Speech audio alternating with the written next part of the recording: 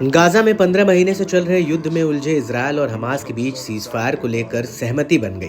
Donald Trump के दबाव और मौजूदा अमेरिकी राष्ट्रपति जो बाइडेन की लगातार कोशिश के बाद इजरायल और हमास के बीच समझौता काफी हद तक हो चुका है। प्रमुख मध्यस्थ कतर ने बताया कि फिलिस्तीनी क्षेत्र में युद्ध को समाप्त करने के उद्देश्य से संघर्ष विराम समझौते के पहले चरण में गाजा में हमास द्वारा बंधक बनाए गए 33 बंधकों को रिहा किया जाएगा। इस बीच हमास ने भी गाजा पट्टी में फिलिस्तीनियों की इजरायली शासन के खिलाफ उनके संघर्षों की सराहना की। खलील अल हया, जो कि गाजा के राजनीतिक ब्यूरो के उप प्रमुख भी हैं, उन्होंने इस्लामिक रिपब्लिक लेबनान का हिजबुल्ला, यमन के सशस्त्र बलों और इराकी प्रतिरोध का जंग में साथ देने के लिए धन्यवाद किया। इसके साथ ही खलील अल हया ने उन सभी का आभार प्रकट किया जिसने गाजा में आईडीएफ के खिलाफ उनके साथ कदम से कदम मिलाकर चले, जिसमें प्रमुख रूप से अल कुद्स अल कसम ब्रिगेड शामिल है।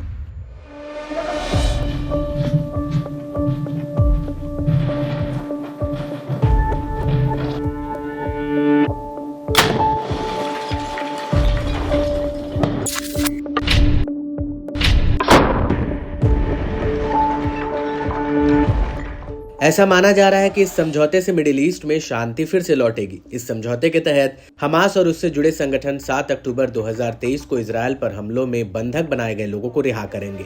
और इसी कड़ी में कतर के प्रधानमंत्री शेख मोहम्मद बिन अब्दुल रहमान बिन जसीम अल थानी ने कहा कि समझौते के पहले 42 दिवसीय चरण में 33 इजरायली बंधकों को रिहा किया जाएगा, जो स्थायी युद्ध विराम बन सकता है। उन्होंने कहा कि सबसे पहले रिहा होने वालों में नागरिक, महिलाएं और महिला भर्ती, साथ ही बच्चे, बुजुर्ग लोग, बीमार नागरिक और घायल लोग शामिल होंगे। युद्ध विराम का पहला चरण 6 सप्ताह तक चलेगा। इजरायली सेनाएं आबादी वाले क्षेत्रों से दूर गाजा के पूर्व में वापस चली जाएंगी। अधिकारियों ने बताया कि इस चरण के दौरान बंधकों को रिहा किया जाना शुरू हो जाएगा। समझौते के पहले चरण के दौरान फिलिस्तीनी लोग गाजा के सभी क्षेत्रों में वापस लौट सकेंगे।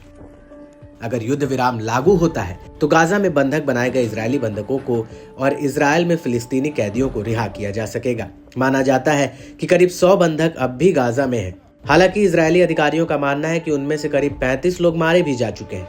हालांकि सारे बंधकों को एक साथ रिहा नहीं किया जाएगा। अगर हमास समझौते की शर्तों को पूरा करने में सफल रहता है और अंतर्राष्ट्रीय समुदाय से मान्यता प्राप्त करता है तो उसकी स्थिति मजबूत हो सकती है। अगर हमास समझौते का उल्लंघन करता है या अंतर्राष्ट्रीय दबावों के आगे झुक जाता है तो उसकी स्थिति कमजोर हो सकती है।